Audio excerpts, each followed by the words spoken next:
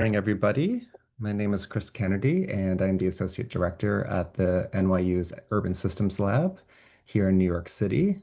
Hope you're having a great climate week. I'm sure you've already been a part of a few events that kicked off this weekend. So exciting.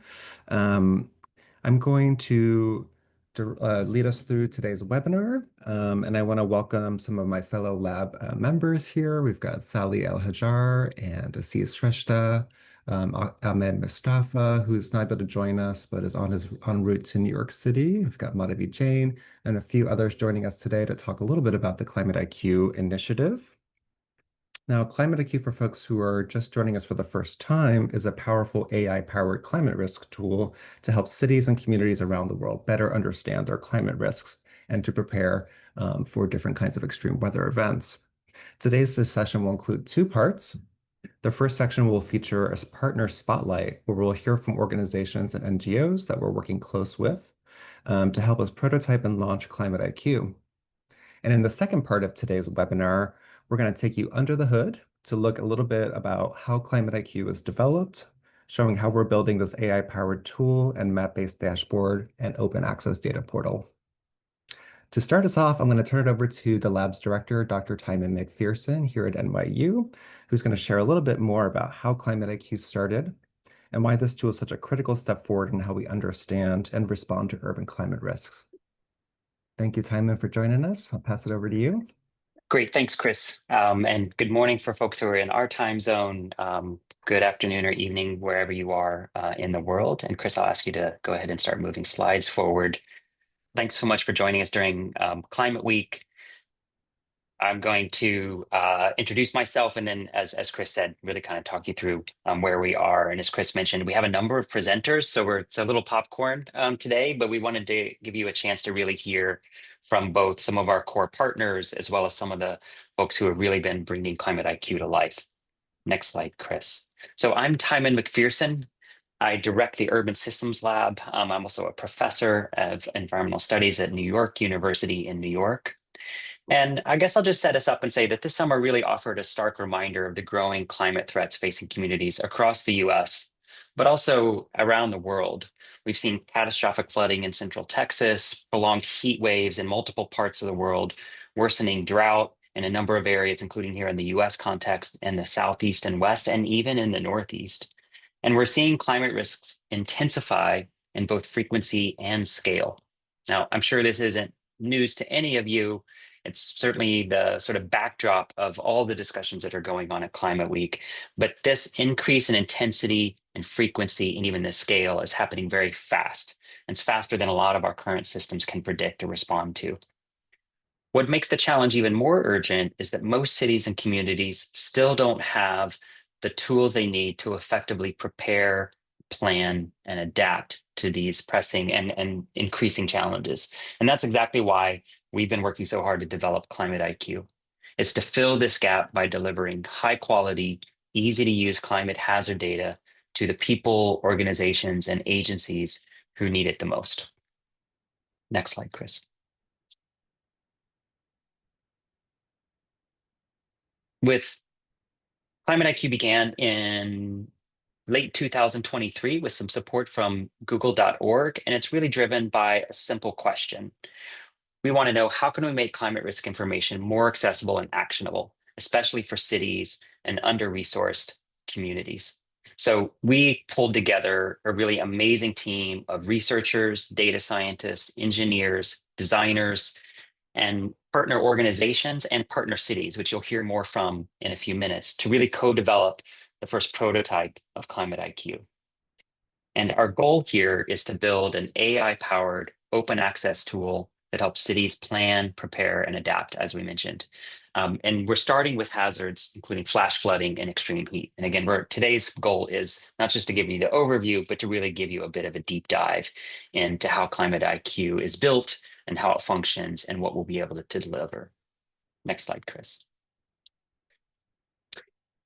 Today, ClimateIQ brings together high-resolution data, physical modeling, and machine learning to predict where risks are highest. We provide this information through a front-end dashboard, which you'll get a demo of today, but also insights that dive deep into the data and what you can learn about that data. Next slide, Chris. Users can explore hazard maps at up to 10 meter resolution, which is really important, again, for pinpointing and prioritizing investments and adaptation and resilient solutions in the places where they can be most effective. We also make this available through our data access portal to be able to download data and connect via APIs to be able to plan smarter and to be able to respond and invest in resilience more effectively. Next slide. Thank you. Our goal is to serve a broad range of users, which for anyone who's done tool development is a large challenge because designing for one very specific user is much different than for a broad range of users. But our goal is really to enable local city planners, emergency response managers, but also NGOs, community organizations, and frontline communities to have the data at their fingertips they need to be able to be effective in climate adaptation and resilience building. So we're working really closely with stakeholders and cities across the world to train our AI, to validate the model outputs, and to really allow, as ClimateIQ rolls out, a global use across a diverse set of use cases. So let's talk about how it works. I'm going to give you the overview, and then, as I said, our team is going to take you a deep dive, sort of hazard by hazard, and into our machine learning approach. So at the core of ClimateIQ is what we consider a hybrid modeling approach. We're basically running high-resolution physics-based simulations, physics-based models to model how atmospheric and hydrological conditions behave in cities. So you can think of this as how do you route water correctly and efficiently around the buildings in a complex urban environment? How do we understand the way the atmosphere works so that when it gets hotter, we can better understand at high resolution where heat and humidity come together to create those intense and concerning conditions. We then use simulations to train machine learning models from the outputs of those physics-based processes that allow us to scale faster and generate predictions from the MLs for new areas that haven't been trained on. This is essentially replicating the results of physics-based modeling, but with incredible speed and efficiency. This combination of physical science and AI really gives us the best of both worlds. It means we have rigorous, trusted climate information that we can deliver quickly and affordably. And again, this is one of the major goals of ClimateIQ from the very beginning, is recognizing how much time and how much expense it takes to get this kind of information. Next slide. There's a lot of tools on the market, but one of the things we've found, and one of the reasons why we've been developing ClimateIQ, is that most of these tools are either paywalled, limited in resolution, or designed for very technical users. Whereas ClimateIQ is designed to be free, open access, and built especially for cities and communities. We're grounding this deeply in the science through deep research that supports insights for multi-hazard analysis. And as I mentioned, currently focusing on flood risk and extreme heat. ClimateIQ combines the rigor of those physics-based modeling processes that are used in bespoke conditions in cities around the world, or at least cities that have the technical know-how and the resources to be able to deploy them, which many cities actually don't. So we combine all of that work with the scalability of machine learning to deliver high-resolution flood and heat hazard data, again, at potentially up to 10 meters, which allows for decision-making that can be hyper-local. ClimateIQ has been trained on a wide range of scenarios. So we're spanning from relatively normal climate and weather conditions to much more extreme events. And so while other platforms often prioritize enterprise clients or lack community-oriented design, ClimateIQ has a user-centered design approach that focuses on usability and local relevance, without the need, for example, for expensive software, complex technical skills, or other proprietary data licenses. Next slide. We're already seeing, and I'll just show you a little of some of our performance metrics here, some incredible performance. So for anyone who's familiar with AI, I think we're all been blown away about how fast it can do things, and we are too within ClimateIQ. Some of the physics-based models that we're using, and again, you'll hear more about them, but if you're familiar with these, you'll know that they are computationally intensive, they're quite slow, and what we're seeing with ClimateIQ's MLs is that they're able to produce results very fast So in some ways, not surprising. It's replicating what we're hearing around various types of AI all around, but this dramatically reduces model simulation runtimes and by orders of magnitude. Next slide. So I'll finish up and just say that our vision is to enable decision makers across sectors and diverse communities to better plan and prioritize where to invest in risk reduction strategies. That spatial prioritization is key because the resources to really adapt to the climate challenges that are coming are limited. So they need to be effective, they need to be targeted. So this kind of tool can really help to target operations and emergency response, as well as adaptation and resilience planning in those most needed areas. And this allows the potential to really invest in the social capacity for community resilience as well in climate vulnerable locations. So I'm going to pass it back to Chris. That's kind of the overview of what we see as the need, what we're trying to accomplish with Climate IQ, a little bit about how it works.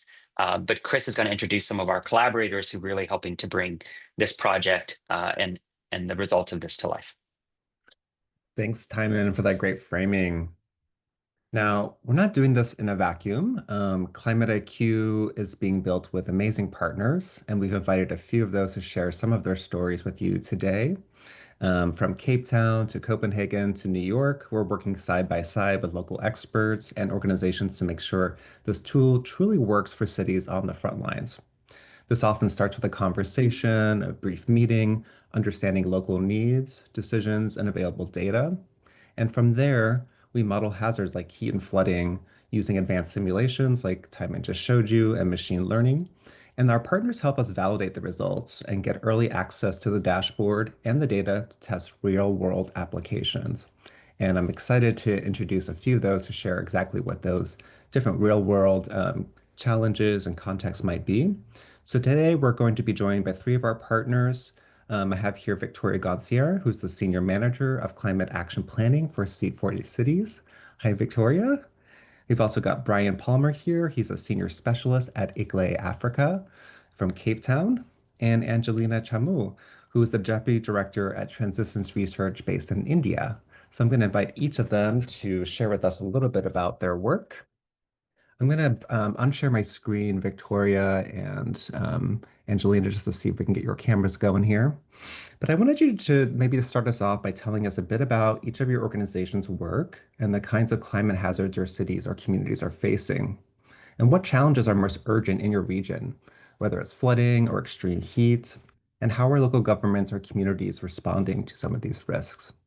So I'm going to kick things off. Maybe Victoria, you can start us off, and then we'll move to Angelina. Really good to be here today. I'm Victoria Gonza, Senior Manager for Climate Action Planning at C40 Cities, and I'm really looking forward to take you for a few moments into some of C40's work and dive a bit deeper onto a very particular topic that I have been working on with the team over the past weeks and months, that also connects very closely to the partnership and the collaboration that we're seeking with Climate IQ. So as you might know, C40 Cities is a network of nearly 100 mayors from world-leading cities that are collaborating to deliver urgent climate action to confront the climate crisis.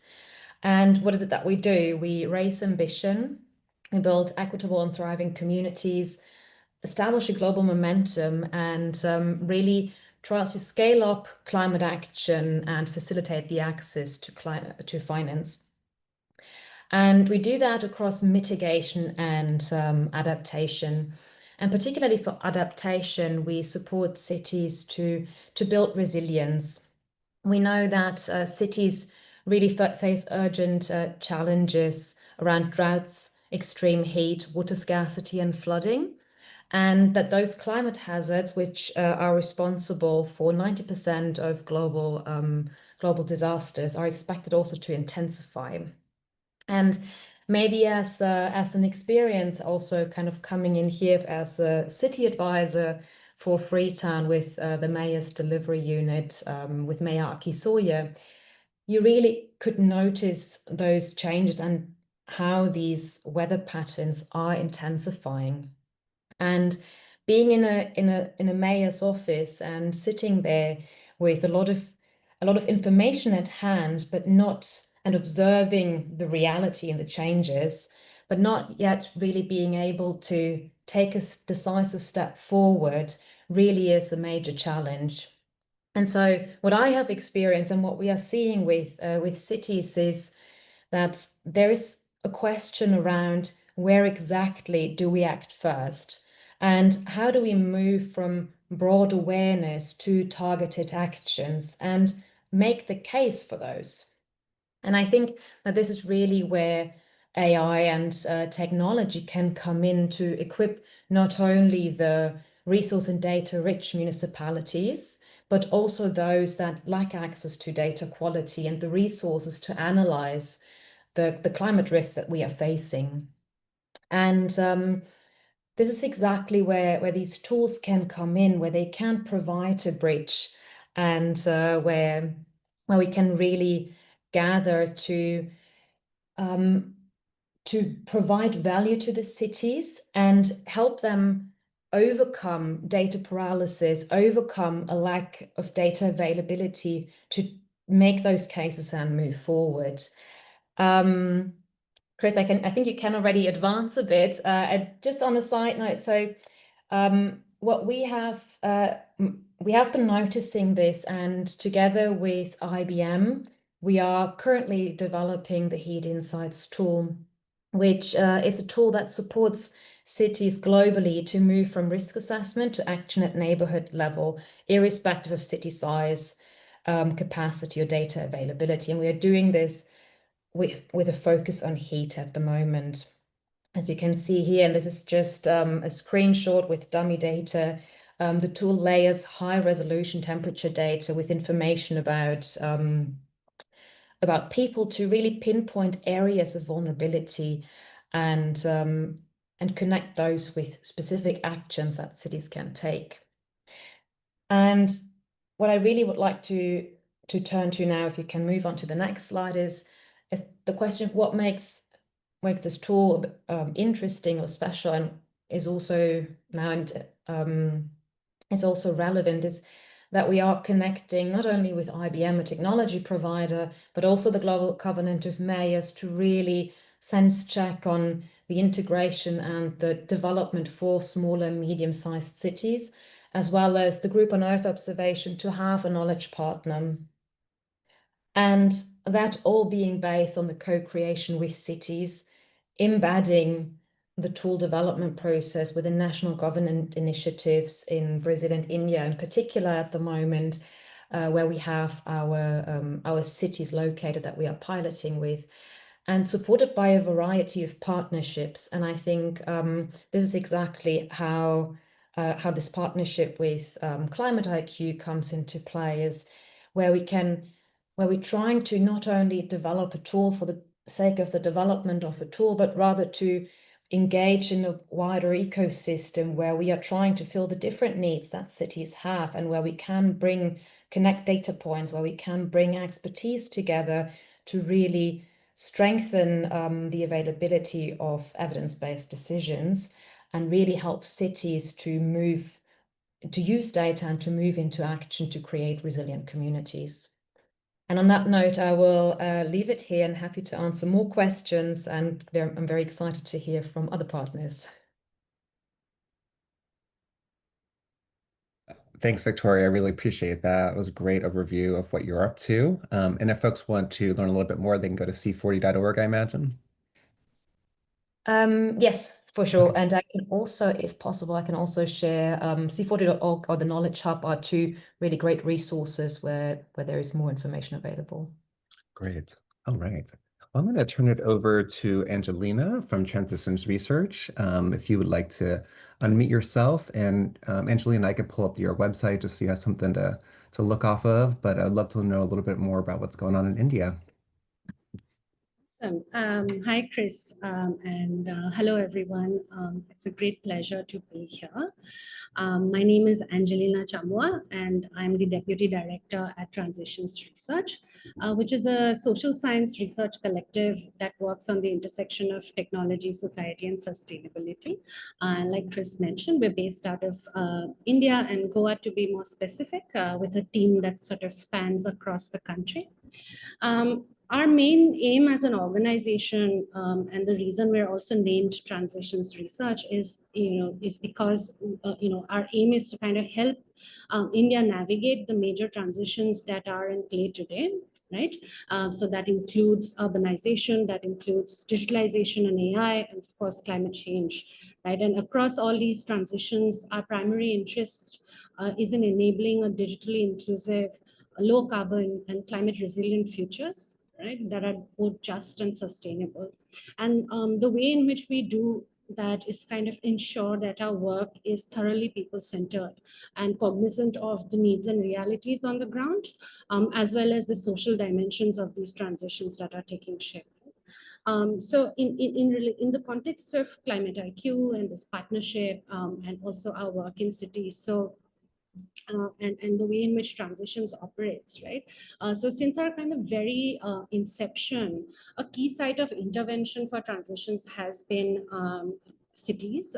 India, as you might know, has been undergoing rapid urbanization. 200 million more people are expected to live in cities in India by 2050.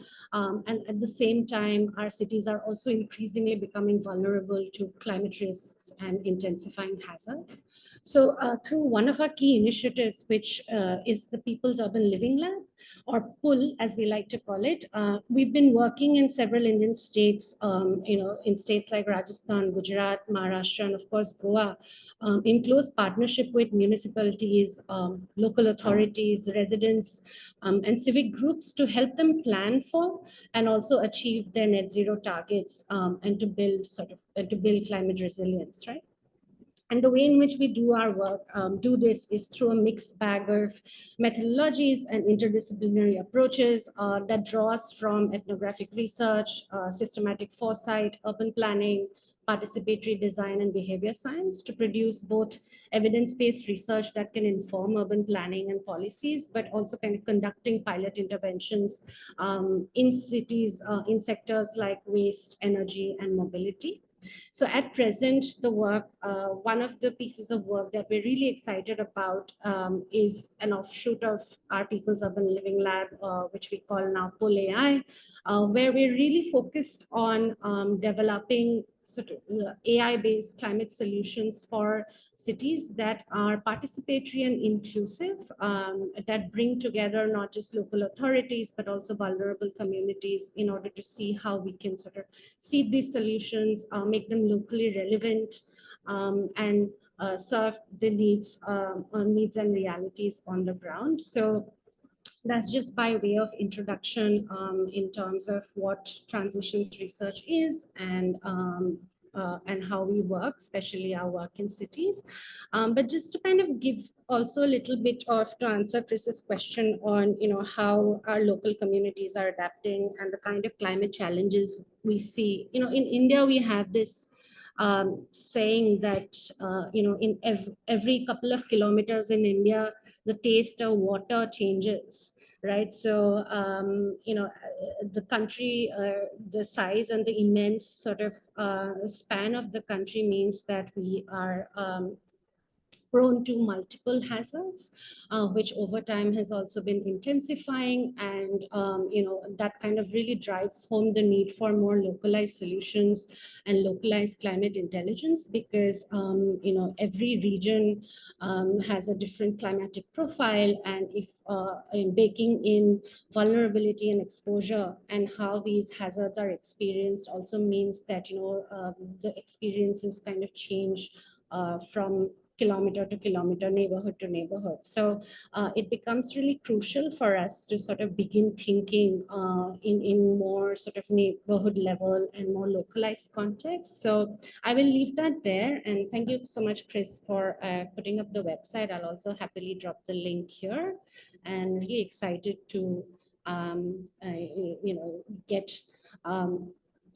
get into the ClimateIQ tool as well and hear from all the other partners as well. Thank you so much.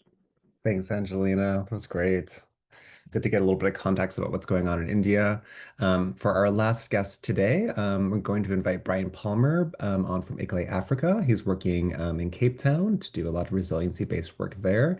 So Brian, if you could unmute yourself and introduce yourself, that'd be great. And tell us a little bit about what's going down in South Africa these days. Hello, everyone. Thank you, Chris. Thank you, Victoria and Angelina. It's good to hear about the work you are up to and some of the overlaps, yeah, really powerful overlaps between the work that we at ICLEI Africa are doing. So just a brief background about our organization. ICLEI is the largest network of local governments operating in partnership with over 2,000 local governments throughout the world. And ICLEI Africa is based in Cape Town, engaged with over 450 cities throughout the continent. And we are working in 3 different work streams primarily. The urban systems work stream, working on nature, biodiversity, and health, and working on climate change, energy, and resilience, which is the work stream I am primarily focused on. And our organization works throughout tiers of government, recognizing that cities are part of a larger system. So we're operating at the community level, city level, as well as engaging in national, regional, and global dialogues, driving policy development, advocating on behalf of cities, providing tools and technical support, and working on garnering the investment required to adapt and respond to climate change. So a key element of the work we're doing is building resilience in cities of different sizes, aiming to respond to the growing threats of climate change within the particular context that African cities face. Right now, about half of African city dwellers are currently living in informal settlements. And what this means for people living in these neighborhoods depends on where you are, but the broad definition generally means neighborhoods that are unplanned, self-built, lacking in sufficient legal recognition, and with low service delivery, including limited flood control, lack of clean water, limited electricity, waste management, and also insufficient disaster risk reduction and evacuation planning. So generally speaking, these neighborhoods, informal settlements, are growing most rapidly and are often located in the most vulnerable areas of cities. So you have these kind of compounding problems of the physical challenge of the neighborhood. Often we're seeing neighborhoods that are growing in flood-prone areas or areas that have seasonal inundation, coupled with the low adaptive capacity and the socioeconomic conditions that really compound risk. Within that, ICLEI is often working at addressing the needs of the most vulnerable, particularly looking at youth, women, and people with disabilities, and how to really respond to those who are most likely to be at risk during natural hazards and climate events. So looking ahead, the amount of damage that's experienced in climate change is predicted to be at $12 billion a year, with losses from climate change increasing, projected to increase by 27%, but Yeah, and that's generally or most commonly coming from floods. However, these risks are also coming in the form of loss of life with heat waves and heat-related risks being a primary driver of health-related issues and loss of life. One of the cities I'm working in on resilience strategy is Beira in Mozambique, located on the Indian Ocean. In 2019, Beira experienced a Category 3 cyclone that destroyed approximately 80% of the infrastructure in the city and led to over 600 deaths. And because of things like this and yeah, tragedies like this, cities and local governments as well as local communities are quite attuned to the risk that they're prone to, and there's a great deal of political will within governments and within the populations to respond to these risks. However, the resources as far as technical capacities and investment is often lacking. So we see ClimateIQ as a really key way of getting tools and data to those who are most vulnerable. And as was said by Victoria, yeah, also garnering the case for increased investment and really helping the political will to be acted upon. I'll leave it there for now because I know there's a few other speakers to come, but happy to answer more questions as we carry on. Thanks so much, Brian. That was great to get a little bit more context about what's going on in the African continent. Just to wrap things up, we're running a little short on time, but I'm just going to have one follow-up question for each of you. If you could tell us a little bit about, and Brian was getting to this, the role that technology could potentially play, specific to the areas that you're working in. What are some of the challenges you are anticipating as some of these new AI tools and technologies come online? What are some of the opportunities you see out there for using better kinds of data and decision support tools? Maybe Victoria, if you could kick us off, just any thoughts there about challenges, opportunities you're seeing in your space? Yes, sure. And thank you for the questions. So basically, I would say that, first of all, that those tools really provide a chance to make the invisible risk become visible.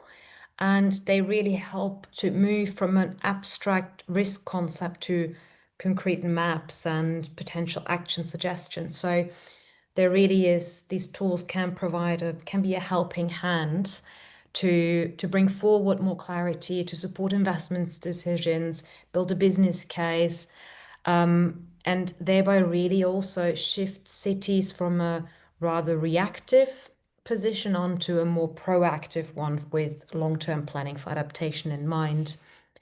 I also see those tools as an opportunity to support climate mainstreaming across the various sectors. So by looking at a tool across different departments, whether it's transport or energy, you can look at the outputs jointly and really support mainstreaming of adaptation across the different functions. And it really also supports climate justice by really linking risk with vulnerability and identifying the most impactful areas.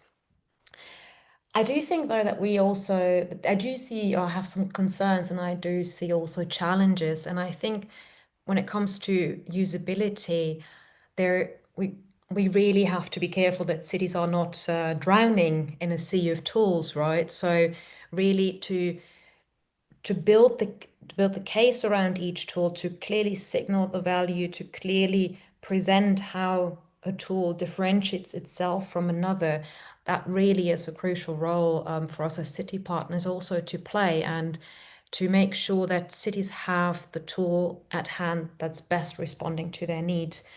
And I also think that we really have to keep in mind when it comes to tech and AI that we're creating those to last, to be sustainable. And so really thinking upon creation already about what does long-term operationalization look like and how can it be sustainable in order for cities to be able to access it not only once when they are developing it, but also in the future moving forward.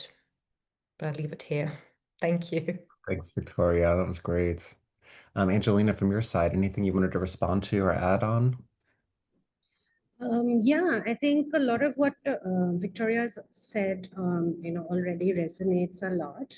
I think when it comes to opportunity, there's obviously immense opportunity, right? When it comes to sort of, the numbers and the kind of climate risks and hazards we're seeing play out in the Indian context, there is opportunity in that sense. And given that, these risks are intensifying, at the same time, what you see a lot of in India is also that, our decision making and our planning is still reliant on very broad, national or regional data sets that fails to sort of capture these localized risks, right? So that kind of gap between neighborhood level vulnerabilities, as I was saying, and this kind of coarse climate information really limits our preparedness and our responses.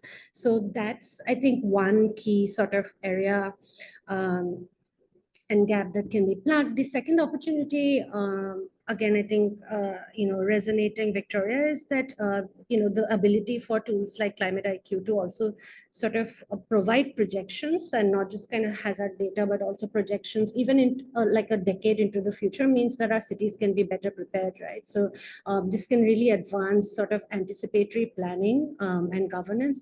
And I think it can also sort of ensure equitable measures in the long term, right? So that no community or vulnerable groups left behind, especially if we are also overlaying sort of hazard data with socioeconomic indicators, vulnerability layers, then we can surface who is at most risk and also sort of streamline responses and kind of funnel limited resources and capacity in those directions. So I think, with kind of that said, right, and this kind of brings me, the good thing is that, our cities are also cognizant of this need. So in India, we have cities are increasingly building city level climate action plans. There's heat action plans that are being developed. So they're cognizant of this need, and they're also increasingly, in our experience, have been very responsive to adoption of technology, right? But we need to kind of be willing to work with them and to work with communities to sort of contextualize. So I think that brings me to the concerns or challenges that we need to kind of bear in mind. And so one of the key things is contextualization, because a lot of tools are designed in very different contexts. And so for us, then the real challenge becomes ensuring that they're adequately sort of adapted and localized for our Indian realities, right? So the data assumptions and outputs reflect what communities here are experiencing. And I think part of what we are doing then together is the whole co-production process, I think, becomes really important. I do think also that usability and accessibility is another important area we need to keep in mind, that, these are tools and the outputs are not just for technical experts, but also for municipal officials, NGOs, or even communities themselves, right? So I think we need to focus on that if we don't want our impact to stay limited. And finally, I think, building trust and accountability is also key. So in India, as I think in many other places in recent years, communities have experienced a lot of pilot projects, right, that are either never really embedded or locally, or kind of have a very short shelf life. So I think we have to also demonstrate responsiveness in that sense to local priorities. How do we sort of streamline the outputs to governance and planning workflows? How do we include mechanisms for community input? And I think accountability, also follow through actions, right, based on the intelligence that is provided, is going to sort of become crucial. Thanks, Angelina. That was great summary of all the different sort of challenges you're thinking about in India. Brian, we've got just a few minutes. If you could just maybe respond very, very briefly, that would be wonderful. And then we're going to move on to see what ClimateIQ is all about. Brian, Sure, yeah. Just to put it briefly, I am really excited about this tool. It addresses so many of the challenges that our partner cities are facing throughout the continent, and there's a diversity of challenges, but this need for an open source, highly granular, user-friendly tool is something that we've seen uh, cities getting really excited about as we're introducing the development to our partners. At the same time, it's not going to be a silver bullet. In Bay Area, where we're working, 80% of the city is exposed to climate hazards, like within a few meters of above sea level rise. So, modeling risk there has the potential to identify particular areas of risk, but if the whole city or the majority of the city is at risk, we still have, systemic challenges that we need to fix, and that technology alone won't be able to solve. And so looking at what's being done already in our partner cities, there's a lot of amazing locally led adaptation that's being taken place, being driven by cities, being driven by community members themselves. And looking at that degree of vulnerability in this tool, it will help. However, yeah, there's such a massive need for increased investment in improving and responding once you have that information. And whether that investment comes from the global north or comes from businesses, comes from city or national government, it has to happen across the board. Whether the support does come from the outside or not, it will be led by the local partners in the local community, and they'll do it whether they get outside support or not. But I do think this tool does mark a step in the right direction in that way. Yeah, that's great. I think it's not one solution. We need all the solutions for sure. Thank you so much. Yeah. All right. Well, I'm going to turn it over to Joe Steele, one of our software engineers, and to Twinkle Mehta, who's a part of our inaugural Google.org fellowship program. And special thanks to Google.org for helping to prototype this amazing tool. So I'm going to turn it over to them to talk to us a little bit about how the tool works. And they're going to do a brief demo, a video of how the dashboard actually appears on your screen and some of the interactions you can have with the tool itself. And then we'll go into a technical deep dive. So we'll invite some of our modelers to talk about our flooding and heat methodology before we wrap up. All right. Chris. Hi, everyone. My name is Twinkle Mehta. I work at Google and, like Chris said, participated in the fellowship program with ClimateIQ as a product manager and have continued to stay involved as a volunteer to help bring ClimateIQ to life.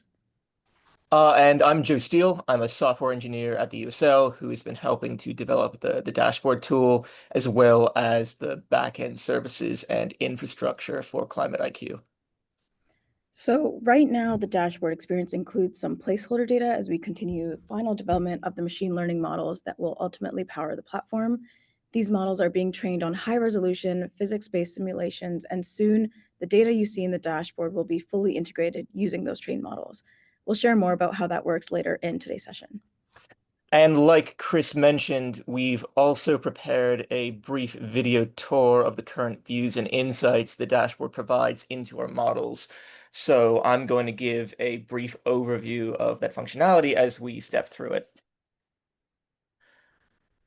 So from the dashboard's initial view of New York City, users can explore two main hazards, extreme heat and inland flooding.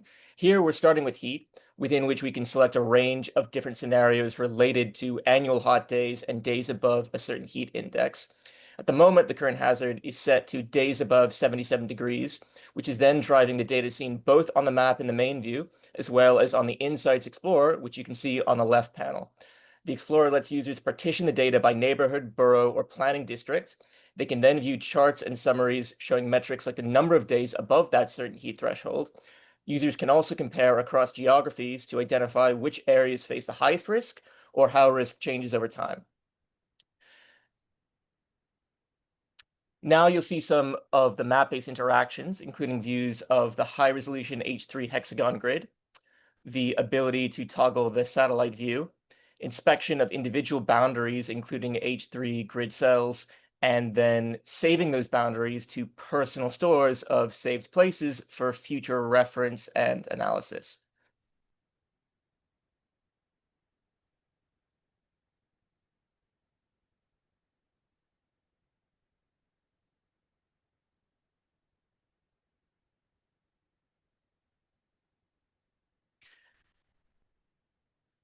As we now switch our selected hazard to inland flooding, users can explore modeled flood depths across a range of storm scenarios. At up to 10-meter resolution, users can see how different parts of a city respond to that rainfall, accounting for local topography and built environments. We can zoom in block by block to assess flood depth and extent, and identify which neighborhoods may need urgent infrastructure upgrades or emergency planning. These insights are especially useful for cities experiencing more frequent cloudburst events. Now, finally, you can see as we toggle between the different scenarios across both heat and flood hazards using the control panel, as well as the ability to navigate to specific boundaries using a geocoded search function.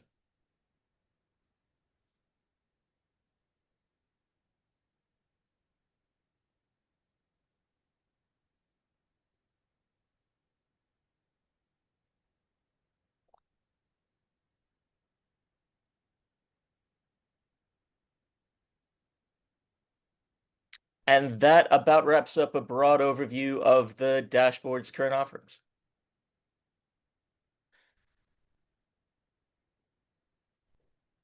Now, let's say a more technical user wants to go deeper. Maybe they want to bring ClimateIQ data into their own platform or run a custom analysis. They can head to our data access portal and sign in to access our public APIs and datasets. Twinkle will go into more detail about this toward the end of the presentation in our future looking section. For now, I'll pass it back to Chris to introduce more of our team, who will share details about how the underlying modeling works. Thanks, Joe. That was great. Good to see some live shots of the dashboard there. I'm going to introduce Assis Shrestha, one of our postdoctoral associates here at the Urban Systems Lab at NYU. He's an urban flood modeler. He's going to talk to us a little bit about how the flood modeling process works. Thank you, Chris. Hi, everyone. I'm Assis Shrestha, flood modeling lead for ClimateIQ and postdoctoral associate at the Urban Systems Lab. So this slide shows how we approach flood risk modeling in ClimateIQ. We start with publicly available datasets, which includes hydrologic, topographic, environmental, and built environment layers. These are the foundations for our physics-based hydrodynamic models. But same datasets also feed into our machine learning models. So we have designed a data processing workflow for each data layers, and that are scalable and work across different modeling tools. We then bring these datasets into two hydrodynamic modeling tools, CityCat developed by Newcastle University and HECRAS developed by US Army Corps of Engineers. We use both these tools to help us cross-check results and increase reliability and confidence. In addition, HECRAS also adds credibility as it is FEMA approved and widely used in practice. But running models at city scales takes a lot of computational power. So we rely on Google Cloud Platform and NYU's high-performance computing clusters. By simulating many different rainfall scenarios, we generate the data we need to train machine learning models. So the outcomes is predictive flood maps, which we then deliver through an interactive dashboard for stakeholders, city planners, and decision makers. Next slide, Chris. Now let's take a closer look at the overview of the hydrodynamic modeling process. We use a method called rain and mesh. Here, rainfall is applied directly over the two-dimensional grid that covers the entire urban watersheds. In our case, the grid cells are 2 by 2 meter resolutions, which allows the model to capture fine-scale urban features. Each grid cells accounts for infiltration into the soil. The water that does not infiltrate becomes runoff, which is then routed across the grid to simulate how floodwater is spread through street, buildings, and open spaces. To represent different types of storms, we have built 29 rainfall scenarios from NOAA Atlas 14. These cover everything from frequent one-year storms, which can cause nuisance flooding, to very rare 1-in-1,000-year events like extreme cloudburst. And the durations of the rainfall events range from short 15 minutes to 48 hours. We also run simulations for some additional time after rainfall ends to capture floodwater recession process. This supports machine learning training and also helps in flood mitigation planning because ponding after rain events can be as disruptive as the peak flooding. So the challenge is that running high-resolution model at this scale across many rainfall scenarios is very computationally expensive. Therefore, we have focused on a selection of cities that best represent a wide spectrum of geospatial features and urban flooding conditions. Next slide, please. So this slide shows the kind of datasets we use to build our hydrodynamic flood model and type of outputs we generate. On the left figure panels, we can see examples of the core inputs from different cities. These datasets comes in either raster or vector file format. The elevation layer, for example, the one downloaded from the USGS 3D elevation program, captures both ground and built surface elevation. Then building footprints are integrated into the elevation layer to create a more accurate digital surface model of a city at 2-meter resolution, and that is without including overpass structures such as bridges. We also use land use datasets. In US, that's typically the national land cover dataset at 30-meter resolution, while in Europe, for example, we use Copernicus data available at 100 to 10-meter resolutions. This defines how developed or impervious the urban watershed is. Along with the soil classification data, for example, from the US Department of Agriculture and mapped green spaces within the urban watersheds, they determine how rainfall infiltrates or runoff across the urban surfaces. On the right, we can see examples of flood maps. This shows the floodwater depth at different time steps and the map update every 5 minutes. And finally, these time series flood maps are then used to train our machine learning models, which let us extend prediction beyond the cities where we have already run physics-based simulations. And with that, I'll hand it over to Madhavi, who will share our approach for heat modeling. Thanks, Ashish. Hi, I'm Madhavi, a research scientist at USL and the atmospheric modeling lead for ClimateIQ. Let's look at extreme heat. It's often called the silent killer because it causes more deaths annually than any other climate hazard, yet it rarely makes the headlines.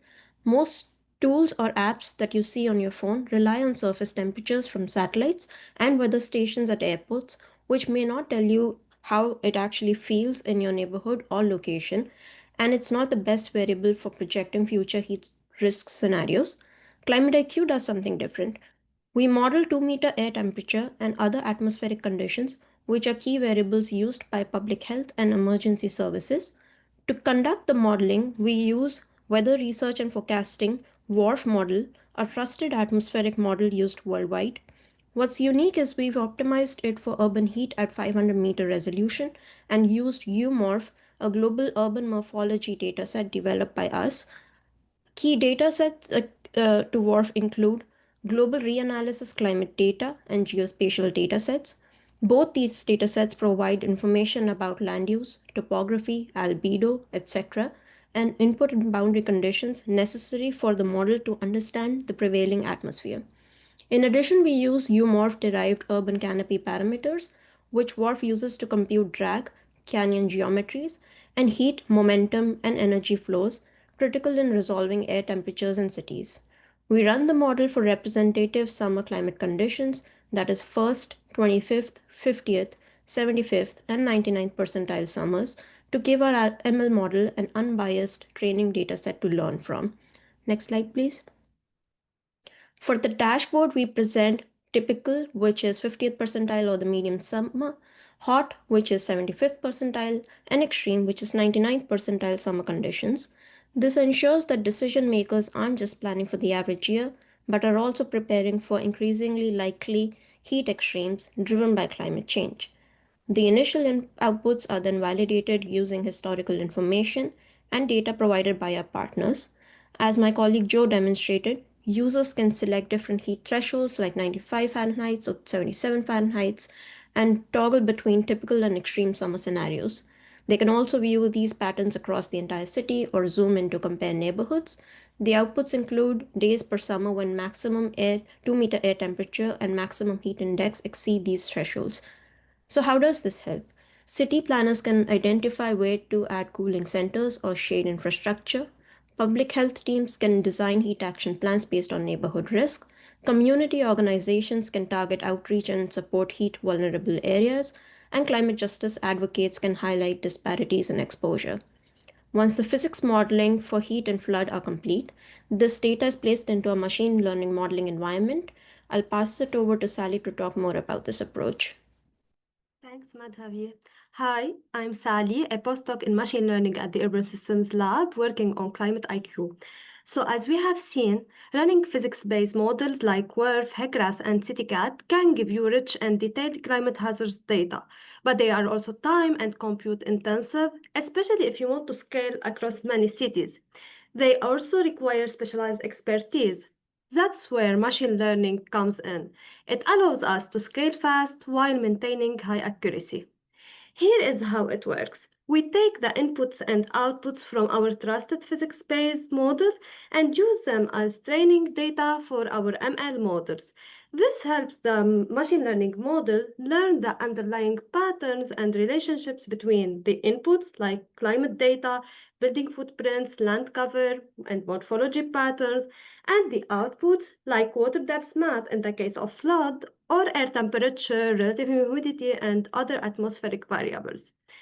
So as we see on this figure, our machine learning framework blends convolution neural networks, conv-LSTM layers, and spatial attention to learn complex patterns in both space and time. First, we use convolutional layers to extract spatial features from high-resolution inputs. Then, we use a block of conv-LSTM to capture temporal dynamics. Spatial attention mechanisms are used to enhance performance by focusing the model on the most relevant regions.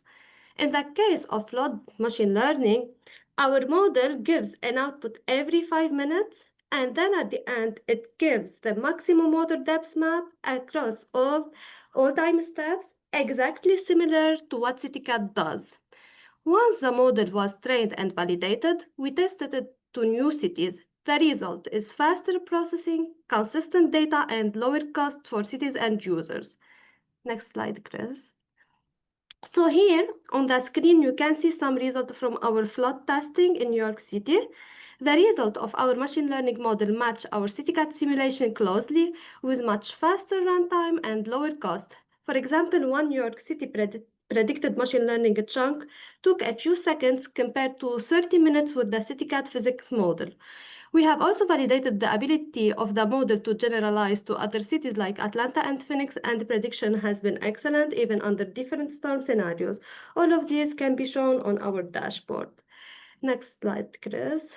So this figure also showed the relative humidity produced by WRF and the one produced by our atmospheric machine learning model on New York City. The atmospheric model training is still under improvement, but this is an initial result that shows progress and how our model was able to learn underlying pattern from the atmospheric data. We are calling these products FloodML and AtmoML, and they represent the next generation of climate hazard information, faster, cheaper, and ready to scale. Now I will pass it back to Chris to talk about future plans.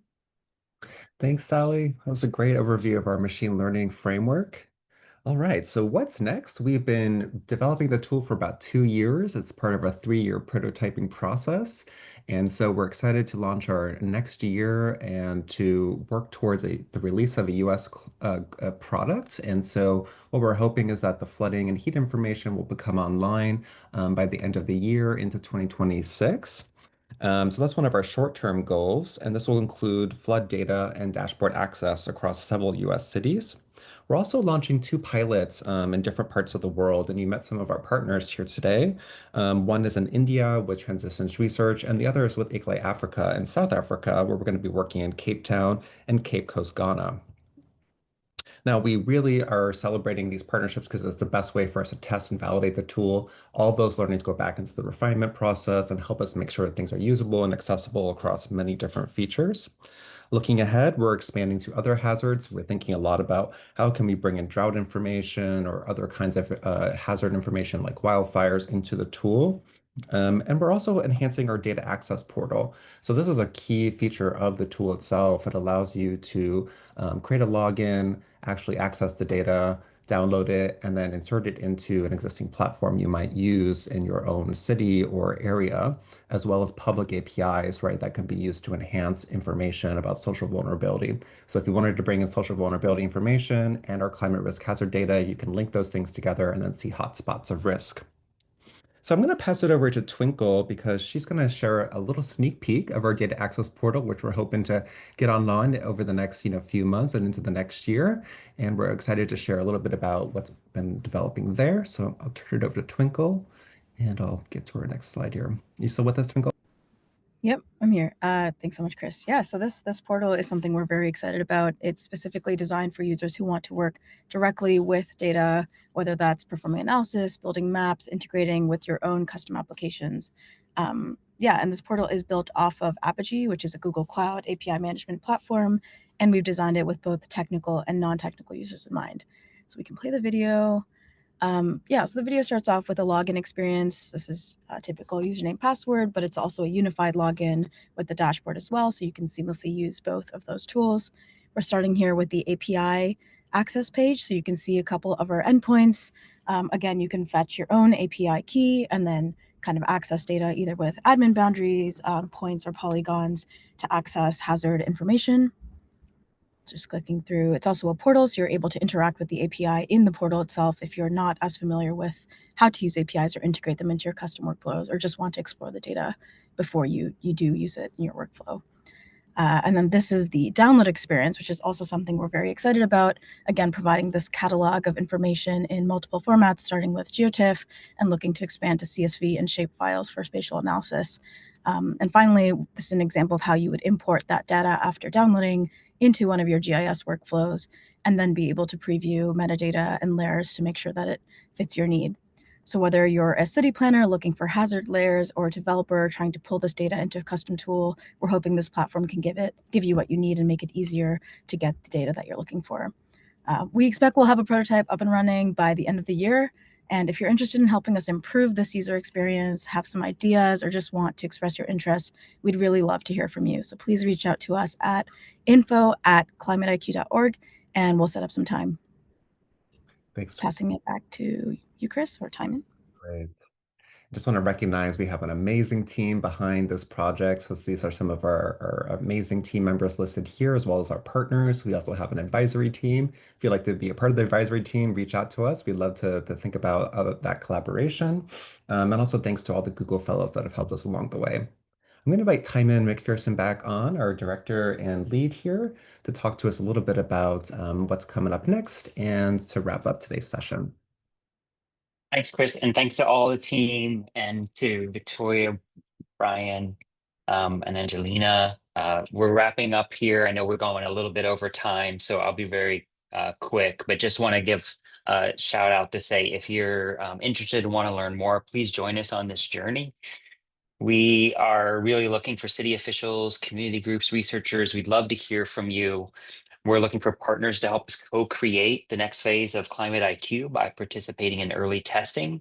And so we're really looking for some of those early testers. And our whole approach, as I mentioned, in terms of this user-centered design, is to collaboratively co-develop this tool so that we can be sure that it is going to be useful in the way that we've set out as part of our mission. So use the QR code here to express your interest. Early testers will receive priority access to the tool and data set to basically get under the hood and give us some feedback on this, both in terms of the front end experience, but also in terms of how we're serving up core data amidst all the data that's actually being produced. So we're looking forward to working closely with you to refine and customize ClimateIQ so that we can meet more specific needs from whatever your use case might happen to be. So I think you can maybe tell, we're pretty excited about the possibilities of ClimateIQ. I think there's a real clear need here. So drop your questions in the Q&A if you didn't get a chance, paste them in before we close, and feel free to reach out to us at climateiq.org for more information. And Chris, just a question in terms of posting this as we head out and close up about making this available online. Just wanted to confirm that this will be available at climateiq.org because I know we're getting some questions about how they can see a recording of the video or slide deck. Yes, everybody that's registered for today's session will email out some resources, including a video, a link to the survey, and other information. And then we're going to also host that on climateiq.org. So feel free to check there or check your email over the next day or so, and we'll get that information out to you. Special thanks. I just want to. Oh, yeah. Go ahead. Just a special thanks to our partner organizations, to Angelina, Victoria, to Brian for joining us today. We really appreciate you making time for us. And thank you to all the attendees, and especially for those who stayed on 10 minutes past the hour. I know this was, an hour goes by very fast for us, but we really appreciate your time, especially given how busy Climate Week is and the sort of competition for your time as an audience. So again, looking forward to working with many more of you, and we're going to get back to work pushing out ClimateIQ with the release towards the end of this year. Take care, everyone. Thanks so much.